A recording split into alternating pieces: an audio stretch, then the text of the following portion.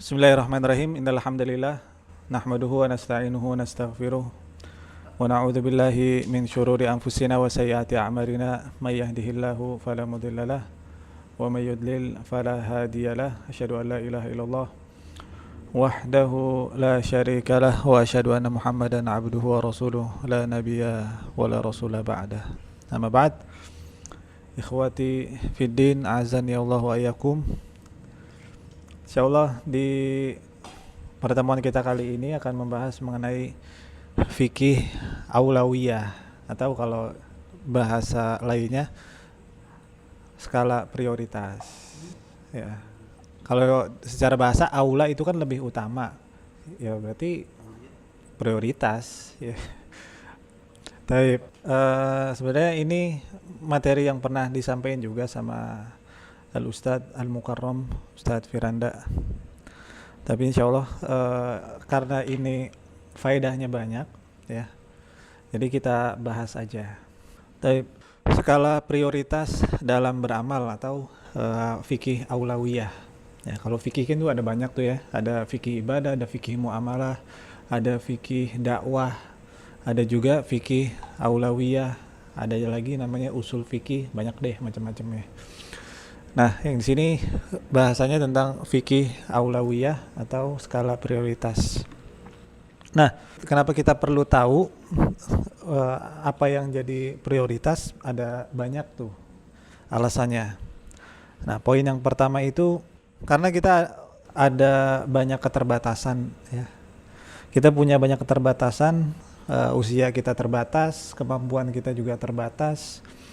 Kemampuan baik secara fisik, baik secara finance, itu juga semuanya terbatas. Nah, dengan segala keterbatasan itu, berarti kita harus pinter manage-nya, harus bisa tahu yang mana yang prioritas supaya enggak apa ya? Berbentur. Enggak juga sih.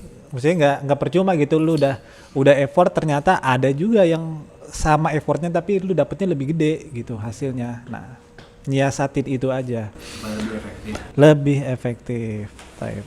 Nah, dengan itu sementara kalau di surga itu kan, kalau kita mau masuk surga kan udah jelas kita butuh rahmat Allah, ya Kak. Maka di hadis itu bilang tidak ada orang yang masuk surga dengan ibadahnya, ya. Terus sahabat nanya, meskipun engkau wahai Rasulullah? Iya, meskipun saya. Illa an yataghammadani Allah bi rahmati, kecuali yang dikasih rahmat sama Allah. Berarti orang yang mau masuk surga kan jelas harus pakai rahmat. Tapi nggak cukup sampai di situ, harus juga pakai ibadah. Rahmat itu cuman kuncinya doang. Ya. Tapi buat nempatin lu di level mana nih, level tertinggi, apa level paling tinggi, ya pakai ibadah lu sendiri. Masuk surganya pakai rahmat emang, tapi nentuin lu di mana ya pakai effort lu sendiri yang lu lakuin gitu maksudnya. Nah, makanya untuk nentuin itu effort yang kita lakuin bisa dapat hasil yang maksimal, ya harus tahu, harus belajar fikih aulawiyah, harus belajar skala prioritas. Nah, Allah Subhanahu wa taala berfirman di dalam surat An-Nahl, udkhulul jannata bima kuntum ta'malun, ya. Masuklah kalian ke dalam surga sesuai dengan apa yang telah kalian kerjakan. Artinya kan yang kita kerjain juga menentukan lu ada di level mana nih gitu. Di tengah, di bawah, apa di paling atas. Ya kan, kalau surga derajat, kalau neraka darokat namanya. Semakin tinggi, kalau surga semakin tinggi semakin enak, kalau neraka semakin bawah semakin pedih tuh. Makin dalam makin pedih tuh gitu. Kalau di neraka, kalau di surga, orang yang di bawah itu bisa ngelihat yang di atas, supaya bisa ngelihat kenikmatan orang yang di atas. Bahkan orang yang di neraka, orang yang di surga bisa ngelihat main-main ke surga, main-main ke neraka, ngelihat orang-orang yang di neraka. Bisa main ke neraka? Bisa. Tanpa merasakan itu. Penghuni surga tuh bisa main-main ke neraka. Lah, waktu dia nyari, penghuni surga nyari saudaranya yang waktu dia kenal di dunia kan suruh diambil tuh syafaat orang mukmin ke orang mukmin yang lain. Dia udah masuk surga, yang satu ada orang mukmin lagi dibersihin, ya udah sama Allah suruh dipilih yang mana saudara lu yang waktu di dunia, yang ada bekas sujudnya tapi yang pernah anggota badannya kena wudu. Kalau misalkan di dunia tapi nggak pernah sholat, nggak pernah basah anggota wudhunya, ya nggak bisa ditolong, nggak bisa kena syafaat itu. Bisa keluar tapi bukan dari syafaat itu, harus dibersihin sampai benar baru keluar sendiri, tapi nggak bisa lewat syafaat itu kalau nggak sholat sama sekali. Meskipun, tapi kan karena dia punya syahadat, dia punya la ilaha illallah, meskipun nggak sholat tetap bisa keluar, tapi ya habisin dulu masa tahanan lu di neraka gitu. Nah itu ya, jadi urgensinya itu karena kita banyak keterbatasan. Yang namanya masuk surga cuman bukan dengan rahmat juga, tapi juga harus pakai ibadah yang kita lakuin sendiri. Ya udah, berarti kita harus tahu yang mana yang prioritas. Yang kedua, di sisi yang lain ternyata sahabat juga banyak yang semangatnya menggebu-gebu gitu, sampai nanya ke Rasulullah. Di dalam banyak hadis disebutin, ya Rasulullah, amalan apa yang paling afdol? Ya Rasulullah, tunjukkanlah aku amalan yang paling afdol. Selalu gitu terus, meskipun jawabannya beda-beda. Ada yang jawabannya jihad, ada yang jawabannya sholat tepat waktu, ya. Ada yang jawabannya jangan marah, betul, la taghdab. Ada yang jawabannya berbakti ke orang tua, macam-macam tuh.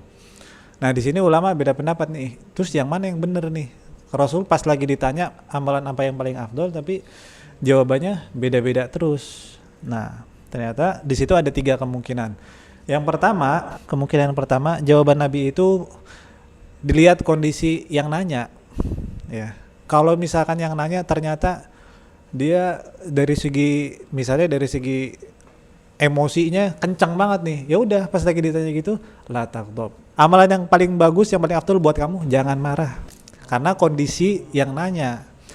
Terus misalnya kalau ada orang yang dia kelihatan orang tuanya nih nggak punya anak kecuali cuma dia doang, ya udah pas dia nanya amalan apa yang paling afdol, berbakti deh sama orang tua lo, dan gitu seterusnya ya. Jadi ditinjaunya yang pertama, kenapa bisa beda-beda, karena Rasulullah ngelihat yang nanya kondisinya, makanya bisa beda-beda.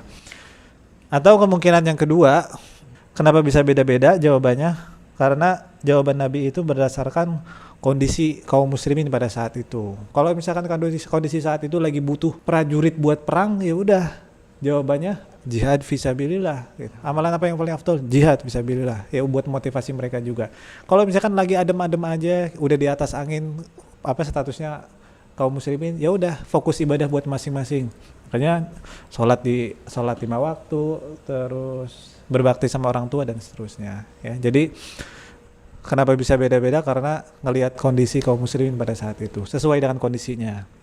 Yang ketiga, kenapa bisa berbeda-beda, karena kata afdol di situ artinya litaba'id atau di antara. Misalnya pas lagi ditanya, ya Rasulullah, amal apa yang paling afdol? Sholat tepat waktu. Ternyata pas ditanya yang lain, jangan marah. Maksudnya sholat tepat waktu, jangan marah, jihad, berbakti sama orang tua, itu semuanya di antara amalan-amalan yang afdol. Itu jawabannya. Paham ya? Tapi dari ketiga kemungkinan ini, potensinya paling kuat yang pertama. Karena Rasulullah ngelihat kondisi orang masing-masing. Jadi amalan itu paling afdol ya tergantung kondisi kita masing-masing. Baik kawan-kawan, poin yang selanjutnya, kenapa kita harus belajar skala prioritas atau fikih aulawiyah. Alasan yang ketiga, karena banyak orang yang keliru atau salah dalam menentukan skala prioritas ya. Nah ini pernah dijelasin juga sama Ibnul Jauzi di kitabnya Talbis Iblis, pernah disebutin sama Ibnul Qayyim di dalam kitabnya Madarij Salikin. Di antara kesalahan-kesalahannya yaitu yang pertama, ada orang yang mengutamakan amalan sunnah daripada menuntut ilmu. Contoh gimana itu? Kan nuntut ilmu kan tolabul ilmi faridotun tuh, berarti kan dia wajib.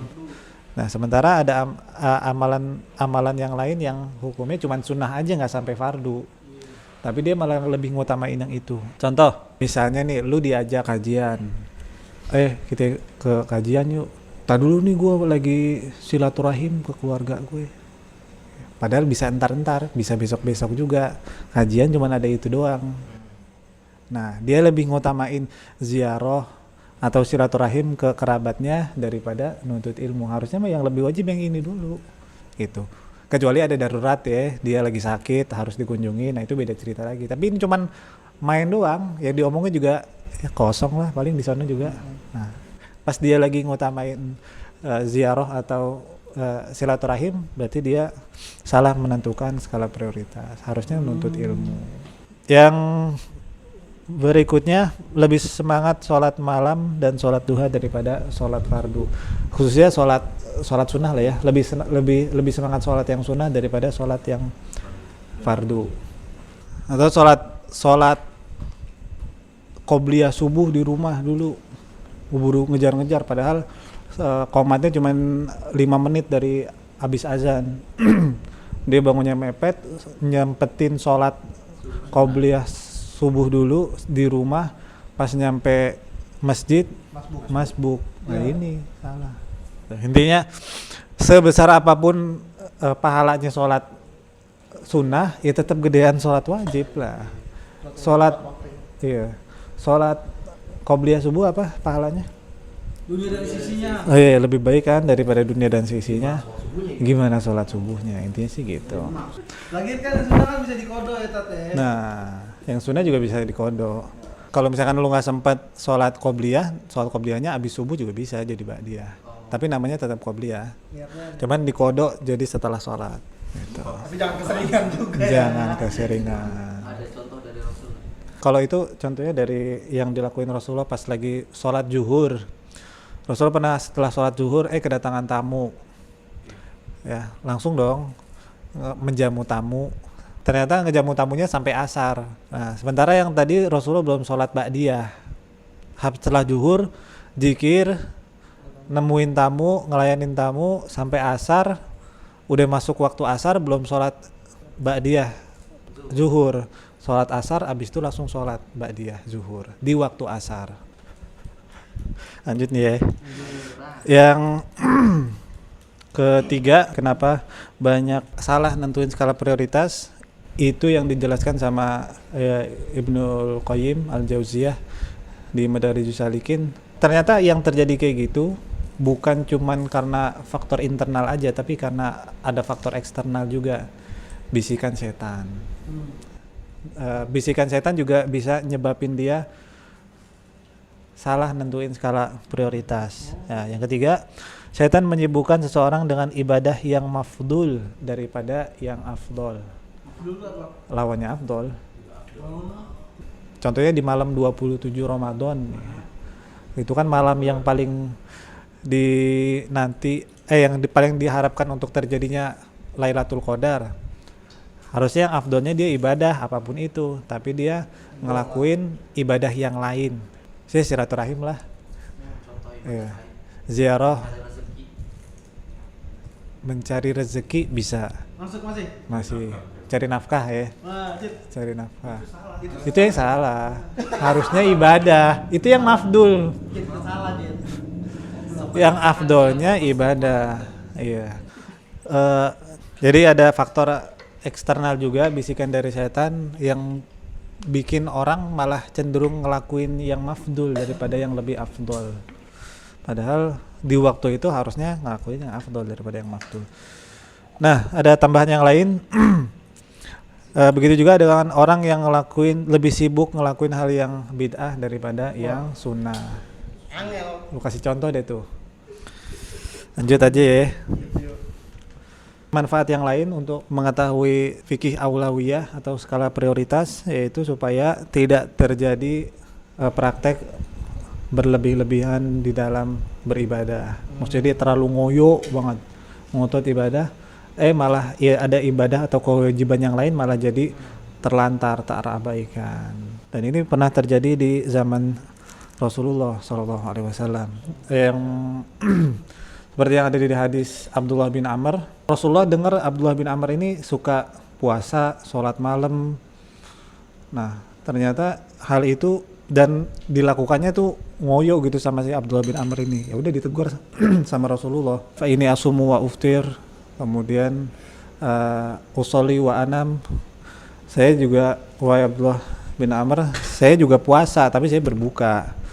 Saya juga sholat malam tapi saya juga tidur, kata Rasulullah. Jangan terlalu ngoyo. Atau 3 orang yang pernah pernah datang ke Rasulullah terus diaduin sama Aisyah, 3 orang ini nggak mau nikah, maunya ibadah doang, nggak mau buka setiap hari, pokoknya puasa, sama nggak mau tidur kalau malam, nggak mau tidur, pengennya sholat terus. Sampailah kabar itu ke Rasulullah. Kemudian Rasulullah bilang, fa ini akhsyakum lillah wa atqakum. Lu bertiga, gue ini orang yang paling bertakwa ya. Gue ini paling takut sama Allah tuh saya, kata Rasulullah. Iya. Rendeng langsung. Fa ini usoli wa anam. Saya sholat malam, tapi saya juga tidur. Ya, saya puasa, tapi besoknya juga saya berbuka. Saya beribadah, tapi juga nikahin perempuan, wanita. Gitu. Faman raghiba an sunnati falaysa minni. Barang siapa yang menolak sunnahku, maka bukan bagian dari golonganku. Ya, sababul wurudnya hadis itu. Makanya kalau orang nggak tahu skala prioritas, malah ngoyo di satu ibadah tertentu, bikin ibadah yang lain atau kewajiban yang lain jadi terabaikan, terlantar, ya jadi salah juga. Gitu. Spesialis kali dia.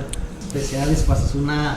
Itu beda lagi, kalau spesialis beda lagi. Oh, beda lagi. Ada Beda juga. lagi, itu jadi andalan malah bagus. Harus ada ibadah yang di Kalau ini tuh, di ibadah itu. iya, kalau itu malah bagus. Ya ini nggak boleh berlebihan. Parah. Masa mau zikir mulu di masjid, kerja kagak, Ya. nah gitu. Mau. Lanjut Pak Ustaz. Lanjut nih.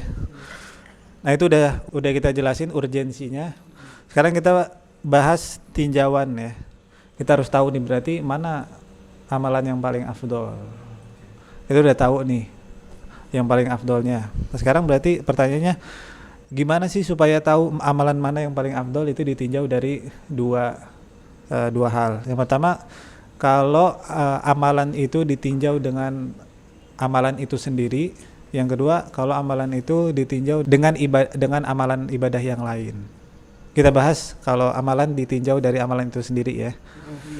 Yang pertama, amalan itu kalau ditinjau dari amalan itu sendiri jadi lebih afdol kalau dilakuin secara ikhlas. Udah tentu aja gitu. Ya. Semakin ikhlas orang lakuin amalan itu, semakin afdol ya. Semakin gak ikhlas ya semakin mafdul. Gitu aja sebenarnya. Gitu. Wa ma umiru illa liya'budullaha mukhlishina lahuddin. Nah, hunafa wa yuqimus shalah wa yutuz zakah wa dzalika dinul qayyimah. Ya, wa ma umiru illa liya'budullah mukhlisin, dan tidaklah kalian itu diperintahkan untuk beribadah kepada Allah mukhlisin dalam keadaan ikhlas. Terus ayat yang pernah kita bahas juga tuh, alladzi khalaqal mauta wal hayata ayyukum ahsanu amala. ya. Dan tidaklah kami menciptakan kehidupan dan kematian. Akan waktu itu kita bahas tuh, kehidupan sama kematian itu makhluk. Ya. Kematian pernah nanti di hari kiamat, orang udah masuk surga, orang udah masuk neraka di dalam bentuk kambing. Insyaallah. Masih nempel ya. Ikhlas berarti belajarnya. Ayyukum ahsanu amala, yang mana yang amalan kalian terbaik. Nah, terbaik di situ ada tafsiran ahsanu, di situ adalah akhlasuha, yang paling ikhlas. Ya udah, berarti ditinjau dari yang paling ikhlas, itulah yang paling afdol. Yang kedua, kalau ditinjau dari segi mutabaah. Apa itu mutabaah? Sesuai dengan tuntunan dari Rasulullah. Bukan berarti di compare sama ibadah lain atau tidak? Enggak, ibadah itu sendiri. Misalnya zikir abis sholat wajib, ya. Yang paling afdol istighfar 3 kali, Allahumma antas salam, wa minkas salam, Allahumma la mani alima atait. Kemudian istighfar Subhanallah hamdah Allahu akbar 33, ditutup dengan takbir, ayat kursi 3 kul. 3 kul ayat kursi. Urutannya juga sampai harus sama kayak gitu ya, Tut, ya? Iya, nggak harus, cuman yang itu yang intinya di situ harus ada di situ. Cuman kalau masukin amalan zikir-zikir yang lain, apalagi ada Al-Fatihah.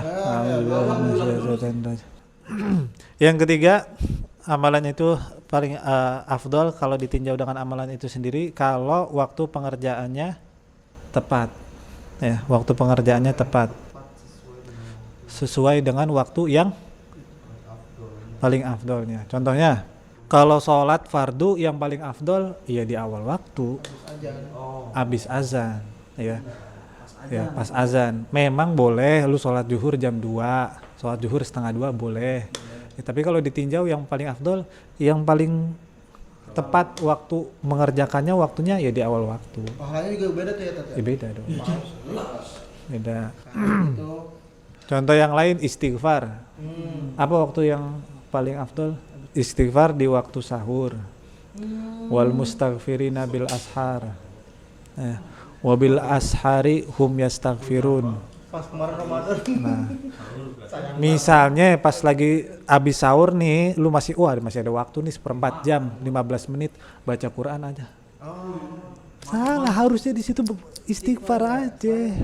Karena pada saat itu yang lebih afdol ada mengerjakan amalan yang paling afdol di waktu itu. Amalannya apa? Istighfar. Wal mustaghfirina bil ashar. Dan itu di ayat ya, wal mustaghfirina bil ashar, dan Allah bersumpah dengan orang-orang yang Allah memuji orang-orang yang beristighfar di waktu sahur. Wal mustaghfirina bil wabil ashari hum yastaghfirun, dan di waktu sahur mereka beristighfar. Itu ayatnya. Nah, jadi kalau misalkan masih ada waktu nih 15 menit, 10 menit, yang paling afdol ya jangan baca Quran. Ya boleh, tapi itu mafdul. Ya, yang ada, kalau ada pahala yang bisa lu dapetin lebih gede, kenapa yang ngerjain yang lebih gede? Bukan berarti buruk. Ada yang lebih afdol. Kurang. Contoh satu lagi, kalau waktu pengerjaannya yang tepat sesuai dengan waktu yang paling afdolnya, tahajud, sholat malam. Yang paling afdolnya kan, memang yang namanya sholat malam itu abis isya lu juga boleh sholat malam. Abis isya itu boleh. Dulu sholat tarawih itu sholat malam namanya Pak. Cuman lu ngerjainnya di awal waktu aja gitu. Nah, sementara yang paling afdol itu 1/3 malam. Yang di dalam hadis, yanzilu rabbuna tabaraka wa ta'ala ila samai dunya fi thuluthil akhir. Allah itu turun ke langit dunia di 1/3 malam. Itu ya. Jadi ikhlas, mutaba'ah, sama waktu pengerjaannya yang sesuai dengan waktu yang paling afdol. Nah, sekarang kalau ditinjau amalan tersebut dengan amalan yang lain, kita ada 2 amalan, kita compare mana yang paling afdol. Ini gimana caranya?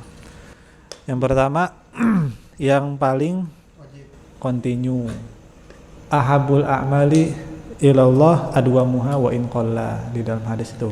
Amalan yang paling dicintai sama Allah itu yang paling continue, yang paling berkesinambungan meskipun sedikit. Yang kedua, tadi yang pertama yang paling continue ya. Yang kedua, yang wajib lebih utama dari yang selain wajib. Di hadis disebutin, wa ma taqarraba ilayya 'abdi bi syai'in ahabbu ilayya mimma aftaradtuhu alaih. Tidak ada amalan yang paling Allah cintai kecuali amalan yang Allah wajibkan. Artinya kan yang paling afdol yang wajib dulu, baru setelah itu yang sunnah, yang mubah, dan seterusnya. Tapi kan dengan mengerjakan yang sunnah itu kan tujuannya supaya nambel kan yang wajib. Tentunya lu ngerjain yang wajib kan pasti nggak mungkin sempurna, dan ada aja gitu kekurangannya. Nah, lu tetap butuh amalan yang sunnah supaya nambel yang kekurangan lu di amalan yang wajib. Tuh.